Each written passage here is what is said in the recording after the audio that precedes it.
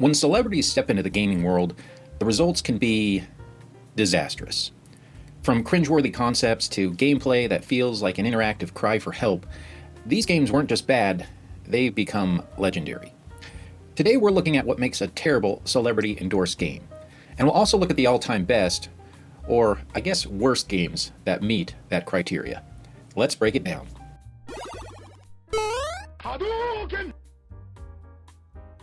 What makes a celebrity-endorsed game terrible, I feel, is based on 4 key factors.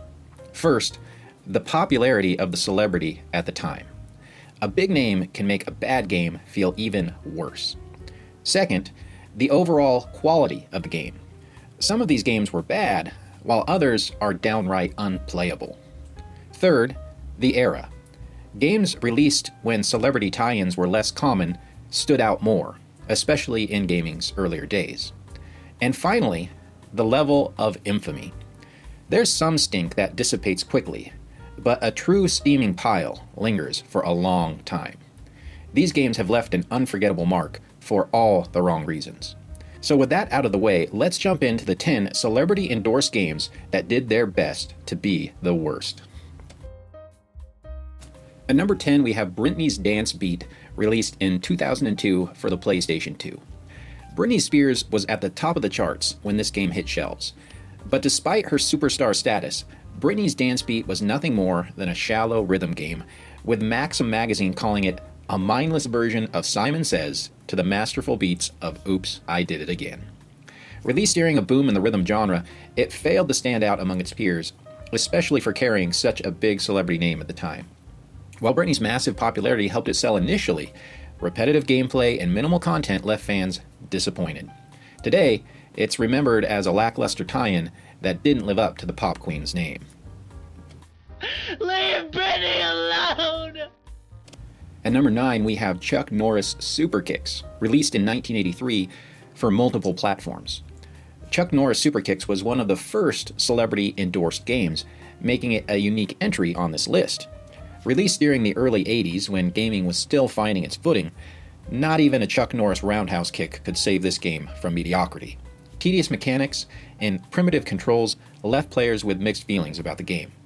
Chuck Norris was already an action icon on the rise, so his involvement only heightened expectations that the game couldn't meet.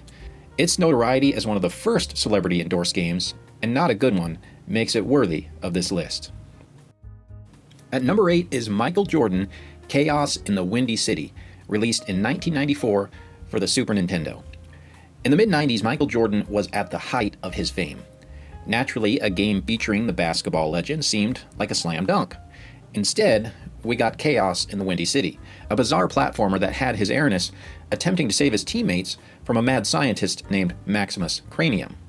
Released during the peak of 16-bit gaming, its average gameplay might have been forgiven if the premise wasn't so nonsensical. Critics and fans alike scratched their heads wondering why one of the greatest athletes of all time was fighting the undead.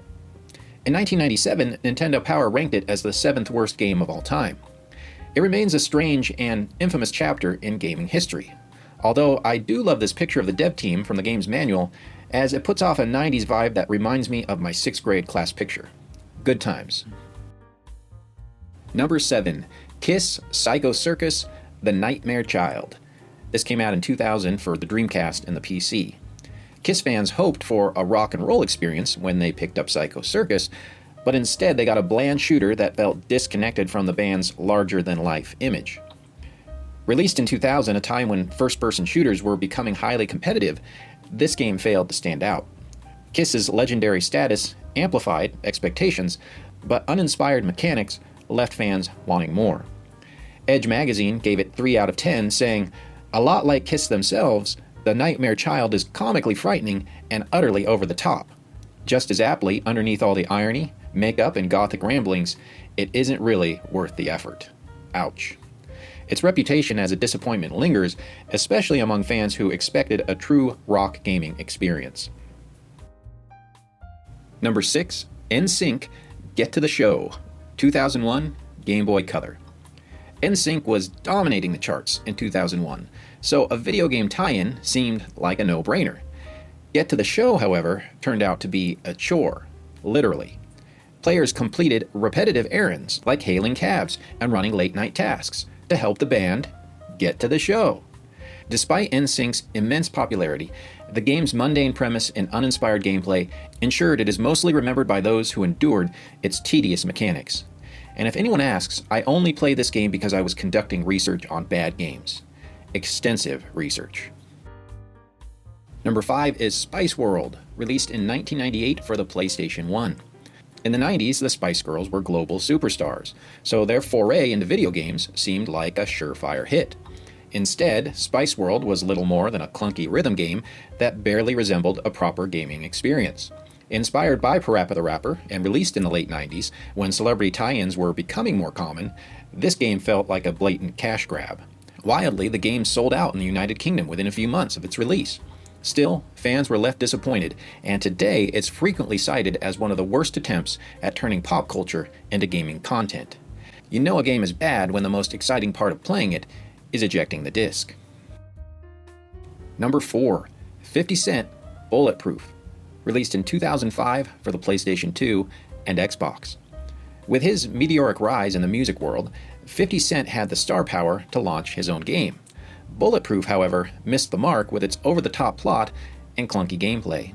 It leaned heavily on 50 Cent's brand but failed to deliver an engaging experience. While the soundtrack featuring his own music was a highlight, the game itself was mocked for its absurd story and lackluster mechanics. A sequel was released in 2009, and although it was much better received, it only sold 50,000 copies in the US compared to roughly 800,000 of its predecessor. Clearly, this game left a bad taste in the mouth of many gamers. Its infamy lives on as a prime example of what happens when a game emphasizes style over substance. Number 3 is Revolution X, released in 1994 across multiple platforms. Revolution X was part arcade shooter, part Aerosmith promotion, and all bad. Released during the peak of arcade gaming in the mid-90s, it attempted to combine music and gameplay in a way that just didn't work. Aerosmith's global popularity helped draw initial attention, but clunky controls and nonsensical objectives made it a chore to play.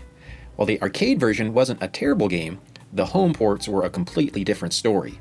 IGN gave the PlayStation version a 1 out of 10 and concluded that Revelation X isn't the worst game ever made, but it sure comes close. It's a game of relentless self-promotion and awkwardness. You're better off just cranking Aerosmith on a boombox and throwing darts at the wall.